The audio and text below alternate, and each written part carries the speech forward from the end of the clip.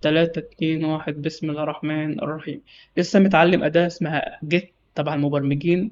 بعد ما أكتر من محاولة حاولت أتعلمها، ولكن المرة دي اتعلمتها عادي واستخدمتها عادي في المشروع اللي أنا شغال عليه دلوقتي. ولكن الغريب إن أنا المرة دي اتعلمتها، بمعنى إن أنا قبل كده كنت بحاول أتعلم، ما كنت بقف مثلا في نص الكورس، أو ما كنتش بنسى الأوامر أو كل الكلام ده. لكن المرة دي اتعلمتها والأمور بالنسبة ليا واضحة، حاسس إن الحاجات لزقت في دماغي. فأنا بالنسبة ليا قعدت كده أفهم، بحيث إن ده ممكن يفيد في طريقة التعلم بحد ذاتها بتاعتي، عشان لو حاجة تانية مكنتش عارف أتعلمها أطبق الحل في النقطة دي. فوقت ما فكرت فلاحظت حاجة بسيطة، وهي السبب. بمعنى إن قبل كده كنت بتعلم الحاجة علشان هما بيقولوا لي اتعلمها.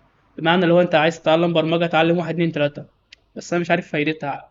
بحسس يعني وقت ما فكرت فيها افتكرت النظام يعني اللي هو حوار إحنا بنتعلم حاجات في التعليم ومش بنلاقي سبب اللي هو إحنا ليه بنتعلم الحاجات دي.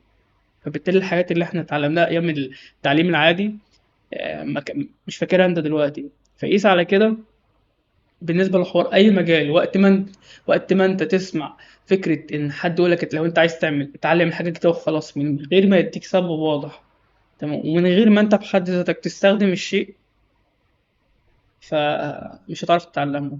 فأنا بالنسبة ليا ده اللي أنا اتعلمته، وشايف إن ده بالنسبة ليا درس كبير قوي، بحيث إن أي حاجة أقرر إني أتعلمها بعد كده هلاقي سبب واضح ليا أنا شخصيا، والاقي تطبيق واضح اطبق فيه.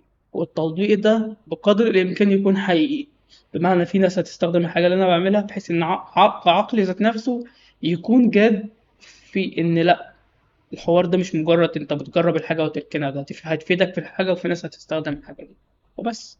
ده بالنسبه للنهارده. مع السلامه.